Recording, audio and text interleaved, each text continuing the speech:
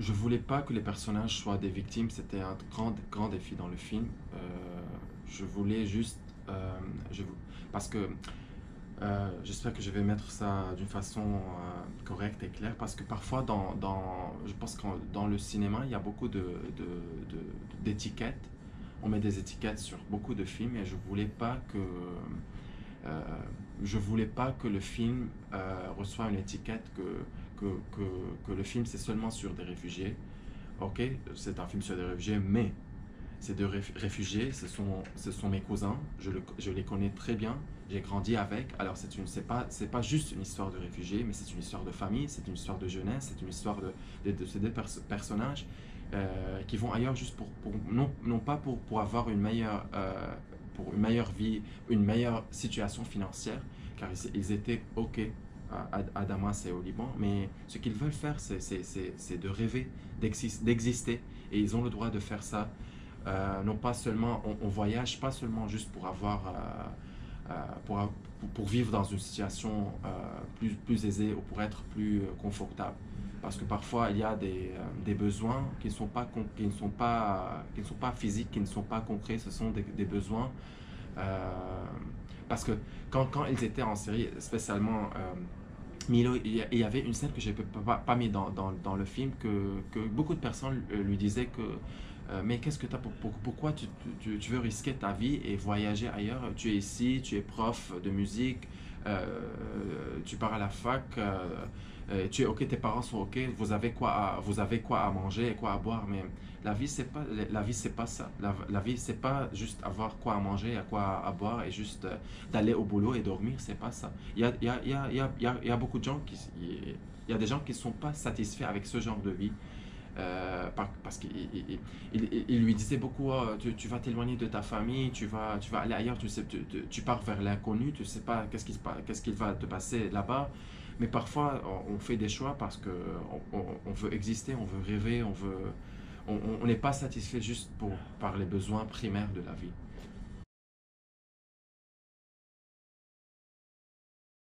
C'était très frustrant parce que je ne pouvais pas être tout le temps avec eux et je ne peux pas arrêter ma vie pour 5 ans à juste les poursuivre tout le temps. Je vis à Beyrouth, j'avais 25 ans, je devais travailler comme tout le monde. I had to pay the bills, so je devais travailler, je pouvais pas, j'avais pas de visa Schengen tout le temps parce que nous les Libanais, on doit soumettre à chaque fois pour avoir un visa. Et j'avais pas de visa et à chaque fois qu'il m'appelle, il m'a dit la semaine prochaine j'ai un concert. Oh là, je dis, oh, qu'est-ce que je dois faire? Envoyer quelqu'un de là-bas de filmer? Non. Est-ce que je peux partir? Non, j'ai du travail, je peux pas partir. Ok, quoi faire? Et après, je leur ai dit que à chaque fois que quelque chose d'intéressant qui se passe, vous devez vous filmer. Et ça, c'était très intéressant parce que chacun d'eux filmait ce qu'il voulait filmer. Et c'était très intéressant parce que même Milad a filmé son trajet, mais il ne voulait pas me le montrer. Et ça disait beaucoup de choses. Parce que quand je lui ai demandé pourquoi tu n'as pas filmé, il m'a dit que j'ai filmé, mais le hard disk, on a perdu le hard disk et je sais pas. Et puis après quelques mois, je lui ai dit, eh, écoute, Jamil m'a filmé tout. Elle m'a dit, oh, il a filmé, écoute, moi aussi j'ai filmé et il a les rushes. Alors ça disait beaucoup de choses pourquoi il cachait ce qu'ils veulent montrer. Alors c'est comme il filmait et il filtrait ce qu'ils veulent me montrer. Alors, ils ont genre assisté à faire le film parce ils ont filmé quelques scènes. Alors, ils ont assisté à la fabrication du film. Alors, aussi, il y a les home videos, il y a main rushes, il y a les enregistrements, enregistrements et il y a leurs propres scènes qui ont filmé eux-mêmes. Alors, c'est aussi une autre texture que je devais traiter en montage. Et Jamil, je ne m'attendais, quand il était parti dans le bateau gonflable, je lui ai dit, ok, filme tout ce qui se passe avec toi. Je me disais, ok, il va filmer peut-être 5 minutes, 10 minutes. Et il m'envoie un lien WeTransfer et il m'envoie en détail beaucoup de scènes que même on n'a pas pu utiliser dans le film parce que je voulais pas que quand il était avec le passeur, je voulais pas que le film soit sur ce sujet. Parce que le film, c'est pas seulement la traversée. La traversée, c'est juste la transition de ces personnages physiques et émotionnels d'un milieu à un autre. Et je voulais pas beaucoup, parce que je pouvais mettre un 20 minutes de traversée, mais on voulait pas ça. On a resserré ça peut-être jusqu'à 3 ou 4 minutes. Je voulais pas beaucoup de traversée parce que je sais que le film va virer vers autre chose. On a resserré cette scène je lui ai dit juste filme quelques scènes. Je me dis, ok, il va filmer à peu près, et il me bombarde avec beaucoup de scènes, avec des détails, avec le passeur, avec lui-même. Il cache la caméra et à chaque fois il me dit, j'ai caché la caméra ici. Il a fait plus que je lui ai demandé. Et je reviens à dire que euh, ça donne beaucoup. Il y a beaucoup de différences. Ce que Jamil voulait que je vois et ce que Milad voulait que je vois. Alors, c'est aussi. Déjà, ils sont très différents. Même quand il filme, euh, il fait des choses très différentes. Alors, tu vois Milo, ce que Milo filmait, c'est très différent que ce que Jamil filmait. Mais je pense que Jamil voulait que je raconte son histoire plus que Milo. J'ai fait plus d'efforts avec Milo de le poursuivre, pour le filmer. Jamil voulait.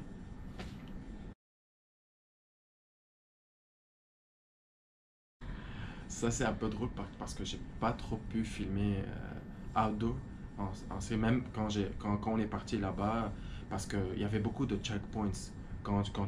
Parce que je suis parti en voiture, c'est à peu près 3 heures, 4 heures de Beyrouth à Damas. Et il y a beaucoup, je pouvais pas avoir une caméra, même une grande caméra, et aller dans les frontières. Et il va me poser la question, tu fais quoi là-bas avec cette caméra? Et j'avais peur parce que si tu es journaliste, tu viens d'où? Et même si j'avais pas de carte de journaliste, j'avais 25 ans, je pouvais pas. Ma mère est partie avec moi, elle a mis la caméra dans, dans son, dans son sac. Et quand ils nous ont demandé, vous faites quoi avec moi? Je dis, j'ai le baptême d'un cousin et on part filmer là-bas. Et quand j'étais là-bas, on est arrivé là-bas, parce que je suis parti 2 fois filmer en série. Quand j'étais là-bas, on ne pouvait pas beaucoup filmer. Il y a des scènes que j'ai filmées à l'extérieur, mais que j'ai pas utilisées parce que, un, il n'y avait pas d'électricité à l'extérieur, c'était trop dim, c'était trop. Et deux, il y avait de l'armée partout et s'ils viennent et ils me voient avec une caméra, ça va pas être.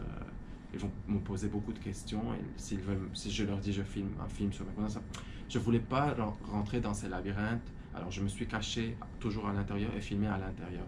Mais je pense que ça donnait quelque chose parce que ça ne m'intéresse pas trop l'extérieur dans le film en série parce que tout ce que je raconte c'est dans l'intérieur, c'est cette menuiserie, c'est parce que même quand j'étais là-bas, aussi ce qui est drôle parce que quand on avait une série d'attentats au Liban, tout le monde, quand les amis qui vivent en extérieur, ou les amis qui ne sont pas libanais, me disent oh, comment vous vivez au Liban avec les attentats? Mais nous, on avait un attentat, un attentat le midi et c'est la fête le soir.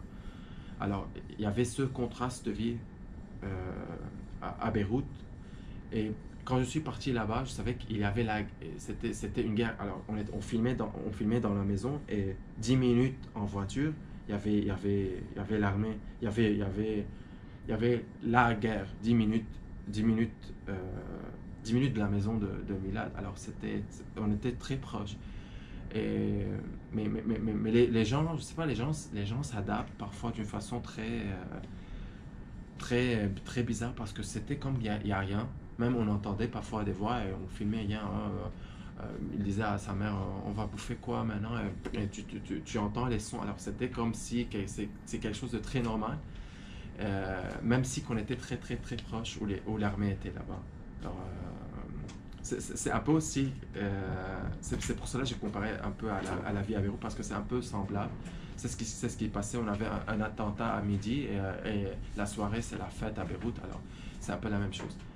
C'est un peu différent en Syrie. C'était pas parce que tout était fermé. Mais il y avait aussi ce contraste que tu es ici dans la maison, tu déjeunes ici et 10 minutes en voiture d'ici, tu es à la guerre.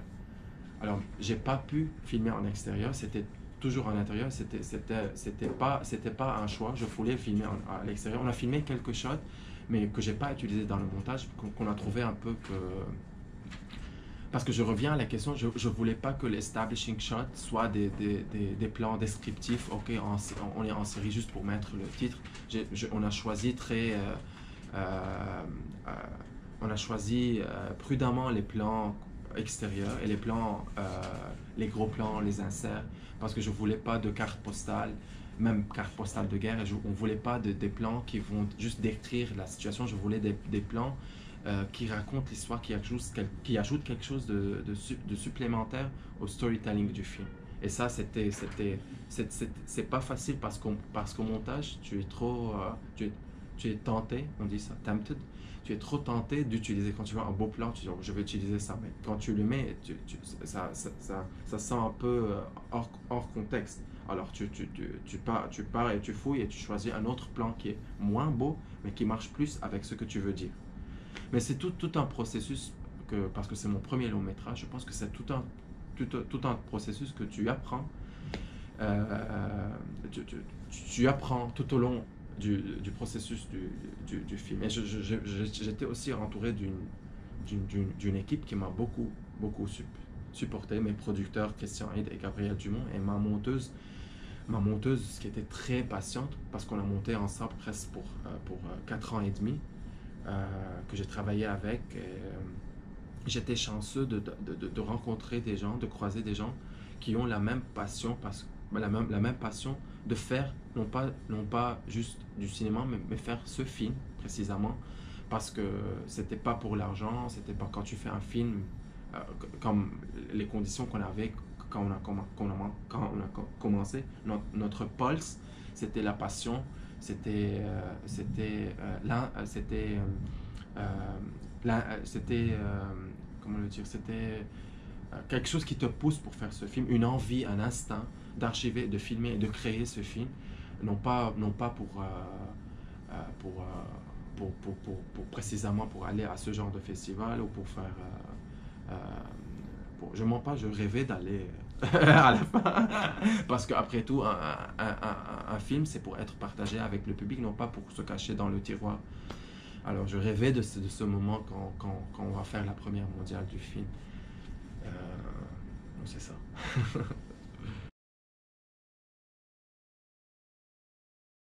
Je pense après 9 mois que j'ai vu le film sur grand écran à Rotterdam, dans la première mondiale du film, Beyrouth a beaucoup changé dans ces 9 un an. Parce que la révolution a commencé le 17 octobre et ça fait un an après la révolution et beaucoup de choses ont changé. On fait la descente aux enfers, une sévère inflation, la crise économique. Notre argent est dans les banques, on ne peut pas retirer, on a un problème de cash. On a beaucoup de problèmes et notre gouvernement ne veut rien faire. C'est un peu la guerre, mais c'est pas une guerre discrète. On ne dit pas que c'est une guerre, mais c'est une guerre économique. C'est une guerre contre la corruption, la négligence et l'incompétence du gouvernement libanais. Et ils ne font rien juste pour améliorer les choses. C'est juste euh, ça se répète, là, ils disent qu'ils veulent changer et en plus il y a encore des gens au Liban qui sont encore fans des partis politiques et chaque parti politique parce que le système au Liban c'est trop compliqué, il y a plusieurs sectes et plusieurs religions alors et chaque religion sent qu'elle veut être qu'elle est en train de comment dire, non pas supprimer, qu'elle est en train de d'irtefer, dissolve, Ah, de se dissoudre. de se dissoudre. Chaque religion sent qu'elle est en train de se dissoudre. Alors chacun veut une pièce du gâteau, le gâteau qui est le pays. Alors à chaque fois que tous les gens sont unis et dans la révolution, les chefs de parti viennent et disent oh les chrétiens veulent faire ça, on est en train, ils donnent l'impression aux gens qu'ils sont en train de se dissoudre. Alors c'est pour cela à chaque fois que les politiciens sentent que les gens sont unis, ils viennent et ils parlent de religion, ils parlent de secte, ils parlent de répartition du gâteau juste pour qu'ils continuent à exister. Alors au Liban, c'est un peu le système de clientèle. Moi, je suis chef de parti. Si tu veux quelque chose, je donne juste des services au peuple de ma religion, de mon secte. Et tu n'es plus dans un pays, tu es dans plusieurs pays, dans un pays. Euh, mais maintenant, cette année 2020, c'est devenu très intense parce que tout est concrétisé. On vivait dans un déni. Beyrouth, c'est la ville, une très belle ville, et tout le monde est content. Les gens, la mer, la plage, euh, les restos, les cafés, mais maintenant, tout est concrétisé. Maintenant, c'est comme c'est la corruption, la négligence et l'incompétence. Elle a fait une explosion non pas une explosion seulement physique, mais une explosion au niveau de la corruption et la négligence. Maintenant, tout est concrétisé. On vit maintenant, c'est pas assez facile maintenant, ce qui se passe au Liban. Et pour revenir au film, maintenant, c'était très émotionnel de voir le film après, parce que quand je l'ai vu la première fois, c'était pas la même situation au Liban. Alors, en le voyant maintenant, et avec ce qui se passe à Beyrouth, avec ce que les gens essayent de changer et d'avoir, de révolter contre le gouvernement, ça me dit beaucoup de choses. Et parce que à chaque phrase que les personnages disent, je me disais que, ok, maintenant, je comprenais ce que je vous disais. Mais avant, j'étais un peu derrière la caméra. Et quand tu es derrière la caméra, tu as un, je veux le mettre d'une façon correcte, non pas une supériorité, mais tu penses que tu peux contrôler, tu es derrière la caméra et tu as ce genre que tu sais que tu sais ce que les personnages veulent dire, alors tu es un peu objectif. Même si je suis un personnage dans le film, mais maintenant, en voyant le film, je me suis senti que je suis Jamil et je suis Milo. Je sens je sens ce qu'ils sentent. Et même quelques semaines, j'ai appelé Milo et on parlait moi et Jamil aussi. Et je me disais, maintenant je sens ce que ce que vous lisez dans le film. Et non pas juste je vois, je sens maintenant aussi ce que je vous disais. Alors c'était la projection d'hier, c'était très intense pour moi. Et aussi en voyant leur relation avec leur ville, je m'identifie parce que c'est ce que je sens, euh, je sais ce que je me sens avec Beyrouth, avec ma ville.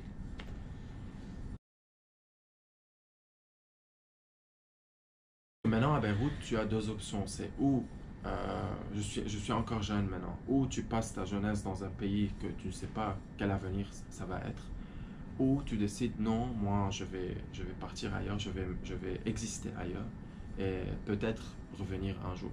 Mais je pense que peut-être ça va sentir un peu harsh de dire ça, mais j'aimerais passerai ma jeunesse dans un pays parce que je sais que c'est pas c'est très difficile de recommencer, mais je pense que j'aimerais exister de recommencer dans un pays, mais que je sais que dans 5 ans, je peux faire un planning. Le truc que c'est à Beyrouth, tu peux rien, tu vis 2 mois très bien, très bien entre guillemets. Tu vis 2 mois que ok, et dans 2 mois quelque chose se passe et c'est comme Beyrouth, c'est comme un bébé qui marche, euh, qui marche un peu, puis tombe, qui fait ses premiers pas, marche un peu, tombe un peu, marche un peu, tombe un peu, mais parfois c'est très euh, euh, c'est tiring, c'est très Fatigant. c'est fatigant parfois, parce que ok, tu veux te concentrer sur ta vie, pour, pour, tu veux te concentrer sur ta vie, non pas à chaque fois juste te concentrer sur c'est ce qui se passe, tel politicien a dit quelque chose, qu'est-ce que les autres vont faire maintenant. c'est très fatigant. Alors, c'est alors où tu décides de vivre dans ce pays et faire ta bulle, et juste faire ta bulle et vivre dans une bulle, que tu peux sortir parfois de la bulle puis retourner dans la bulle parce que tu peux pas, parce que sinon tu vas avoir beaucoup d'énergie euh, qui va, qui va te freiner d'arrêter de vivre ou où tu dois partir. Je sais pas, je parle de moi-même, de ma propre expérience. Il y a des gens qui disent que le contraire. Mais moi, quand je vais essayer, maintenant, c'est pas du tout facile de partir avec les visas partout et la situation sanitaire et même la situation économique mondiale. Je sais pas, c'est pas facile. Et en plus, quand aller vivre ailleurs, faire quoi? Personne ne te connaît. Travailler quoi? Alors là, c'est une très grande question. Mais je vais essayer. Je pense que je dois essayer. Je ne peux pas juste sauter à des conclusions sans essayer. Je vais essayer. Je sais pas, voyons.